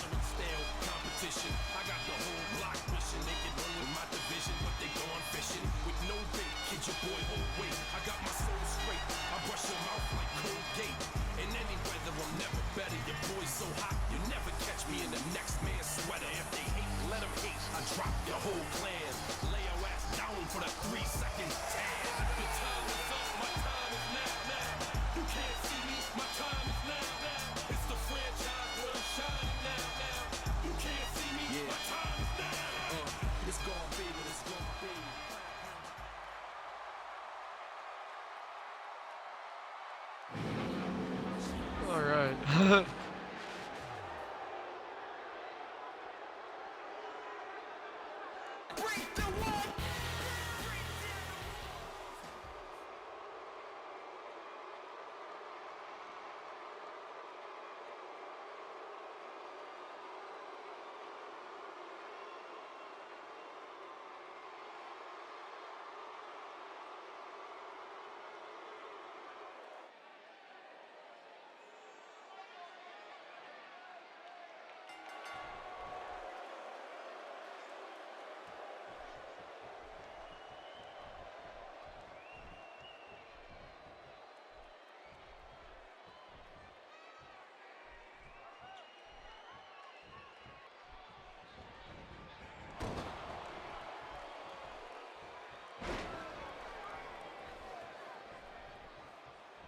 Well, that's how it is usually.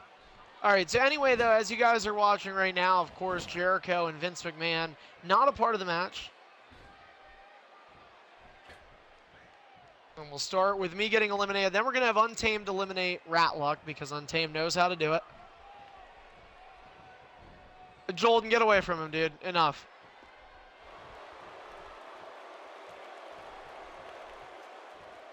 Oh, Untamed's trying. There you go.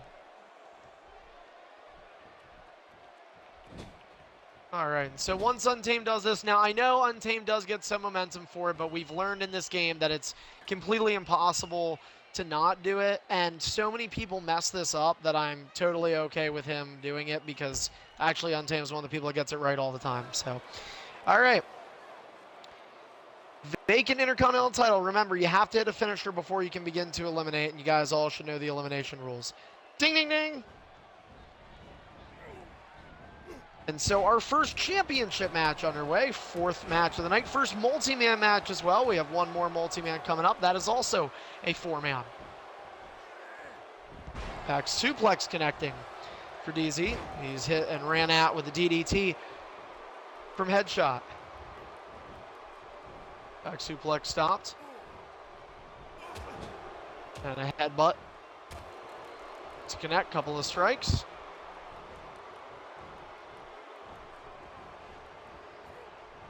And a snapping suplex connecting there.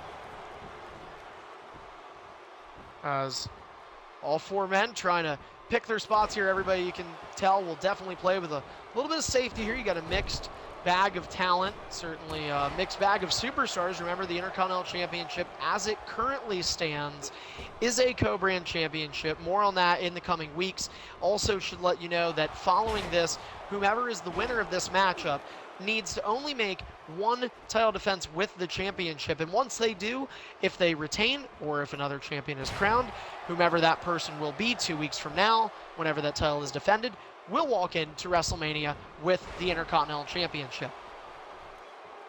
So we are getting so close to WrestleMania. Just 35 days separate us from EIF WrestleMania 10, and just 7 days separate us from the EIF 10-year anniversary.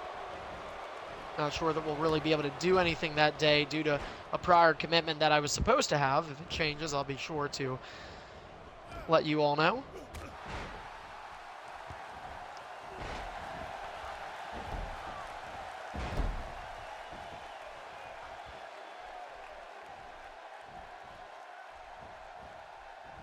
And a back suplex connecting for Jolton as he takes down DZ. Headshot and Untamed on the other end. And Untamed taken down. Headshot calling the sheep. And Jolton answering. Can't see me, says Untamed, and now he's going to make Jolton pay for it. Delby is in trouble. Person leading the way in momentum right now is DZ. He is the veteran of this matchup. Will be interesting to see if DZ can pull off the win just due to the fact that he has such higher seniority among the other 3 superstars. DZ is the all-time matches leader among active and overall. Any superstar that's ever competed in this league, DZ has more matches played than any of them. Of course, it could be a big win for DZ. And one of the things that people are looking at, we always talk about WrestleMania, but even the BFG standings, we have the most analytical breakdown of any Battle for Glory All-Stars tournament in the history of its inception, dating back to 2012. DZ is a big part of that, and DZ would love to get a little bit more in the mix. And of course, if you win a championship, you start gaining considerable points in the standings, which can certainly help bump you up a couple of spots, if not several, depending on the length of your reign. Signature in hand for only one, that is DZ. And a big DDT to connect, back body drop for DZ. He goes for Jolton then. DZ out of reversals right now. Not a position that most people would want to be in, but a drop kick connects to Headshot from DZ, who's just trying to keep his competition down, it would seem. Now signature is in hand for Headshot kill. At least momentum belongs to Untamed Legend. Least experience in this match, that would belong to Jolton. Debuted in the EIF about a month after Headshot did. Also, it'd be fair to say because Headshot was competing in the Royal Rumble just a few weeks ago. Jolton had a Royal Rumble qualifier. He ended up losing that to the person that would qualify, which would become Hostile Exile. Now all of a sudden, yeah, turn my lag on, and my game's on. And you have to let go of that. All right. DZ missing the clothesline. Clothesline the second time does not miss. Yeah, well, try not to, buddy.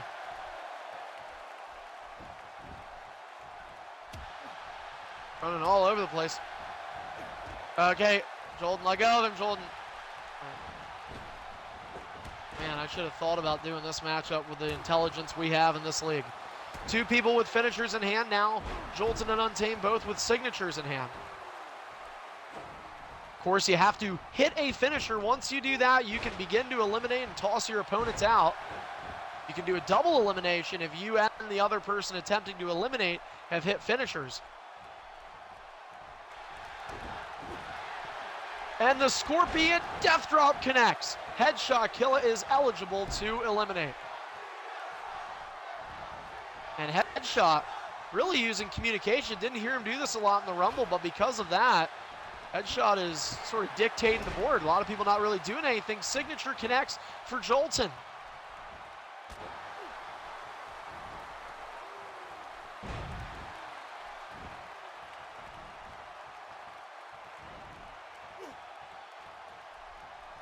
And oh, DZ almost thrown out. You gotta let him get a free up. He has to get a free up. You guys not remember that rule? When they're hanging on the apron, they get a free up.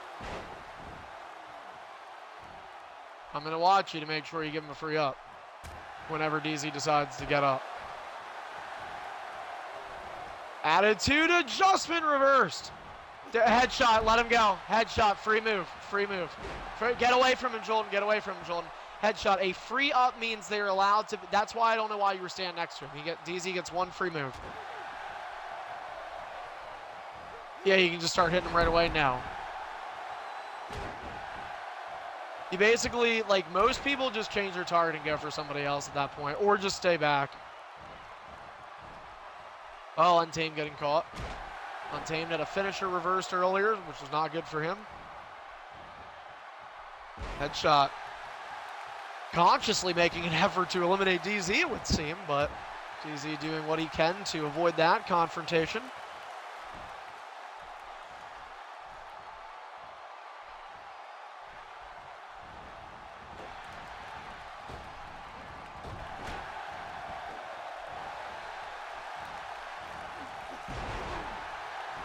Bulldog connects.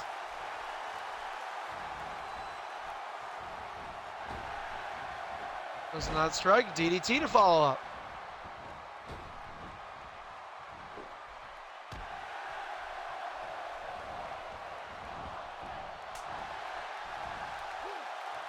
Oh, Headshot comes out Untamed. Still 4 aside in this Intercontinental Championship Elimination Battle Royale match here at Fear Is Reality. Only person that is eligible to eliminate is Headshot Killa. Only person that has a chance currently to gain that eligibility would be Jolton. He has a finisher, but he is struggling in the offensive department. Signature in hand now for Untamed. Had a finisher earlier in the match that was reversed by that Delby. Delby also referred to as Jolton. And oh, big reversal there. That was a signature attempted from Jolton. He was so close to just having 2 finishers, but he thought, you know what? Actually, I'm not thinking. I'm Jolton. Anyway, Headshot thrown from one side to the other. DDT. DZ out of reversals. Oh, and Untamed missing entirely. DZ running right into a DDT. DZ just desperately looking for somebody to stun.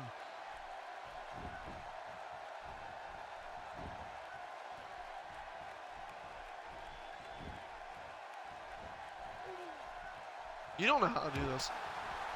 Anyway. And DZ, no stunner. Zigzag though did connect, and Jolton is eligible. So the stunner reversed on one end. Jolton is eligible to eliminate, and his first target is Untamed Legend, who cannot be eliminated from there. So Jolton, yeah, he is allowed to get up for free. Jolton, he's allowed to get up for free, Jolton. Okay. All right. Good job, Jolton. Attitude adjustment. Meanwhile, DZ, the only person uneligible to eliminate, and he will not be eligible. He has been eliminated. And so then there were 3, all of which can eliminate Jolton, Untamed, and Headshot. You were the veteran. Headshot was looking for you.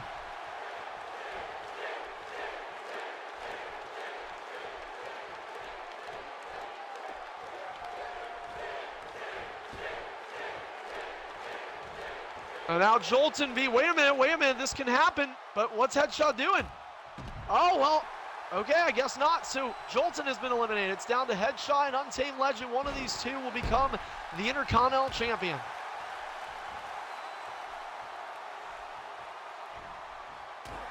Reversal for Untamed.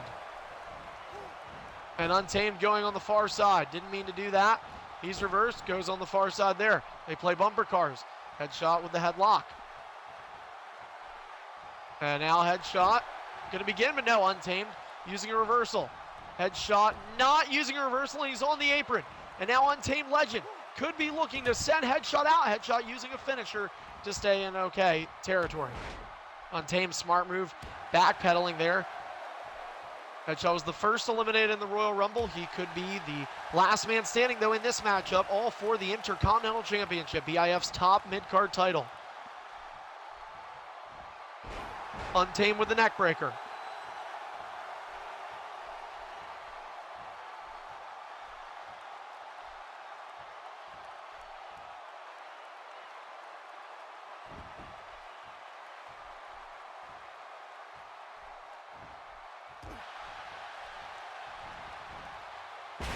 Hip toss connecting for Untamed. Stomp on the chest. Another stomp. A third stomp. This time it's reversed. Clothesline missing. And they both misfire each other. Headshot going to give an atomic drop.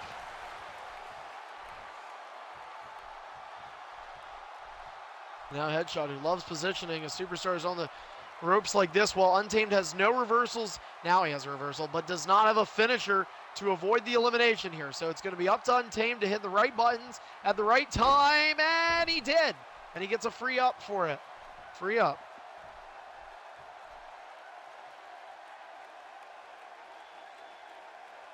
Untamed, I thought, was heading over the top, and both feet do have to touch the floor. In this case, they did not. He fights on.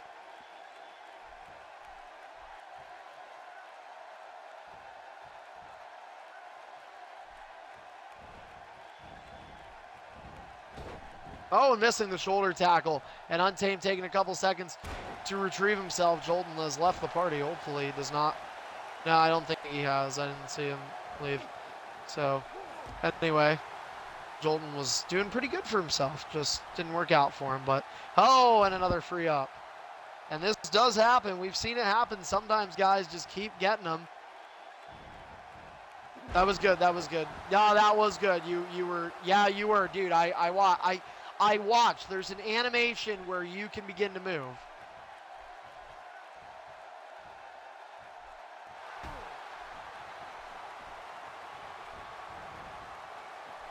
And oh, Headshot. Free up, Untamed. Free up.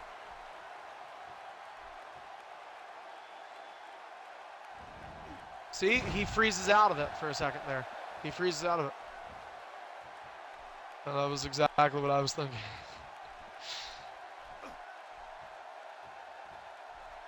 Headshot. Takes his little old time there to hit that grapple button. Well, Headshot came close. Oh, wait a minute. Untamed on his tippy toes. Untamed is still in it. Headshot, you got to be careful with this dude because I'm going to Headshot. You got to give him some space.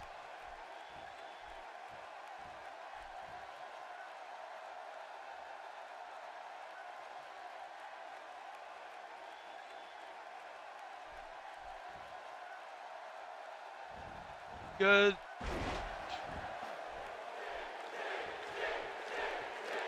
I don't know, Hybrid, would you be the judge of that, watching that? Like, what do you think? Because he really...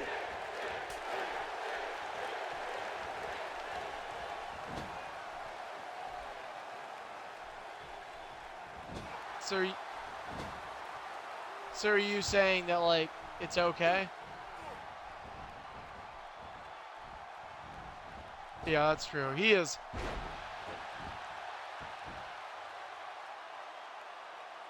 Well then, okay, so wait. So Rallick says 1, Hybrid, what do you say? 4 or against? Okay. Hostile, you're the third guy in. What do you think?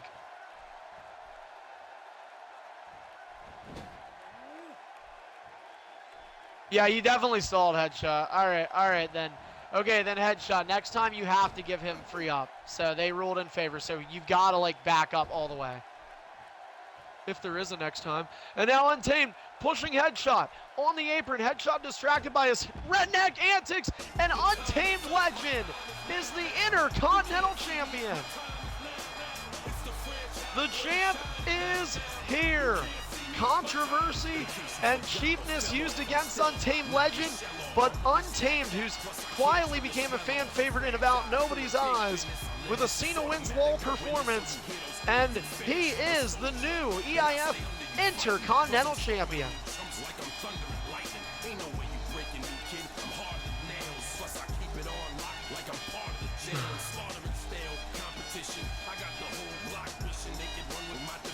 So we have had one title change hands. We knew it was going to, and that, of course, is the IC Championship. So a big congratulations to Untamed Legend for doing that. He is the new IC Champion. We still have three matches to go tonight, 2 of which for championships, 1 of which for championship implications. We're going to take a couple minutes to step aside here, but when we return, we will be right back with the rest of your Fear Is Reality pay-per-view. Stay locked. You're listening to the EIF Network.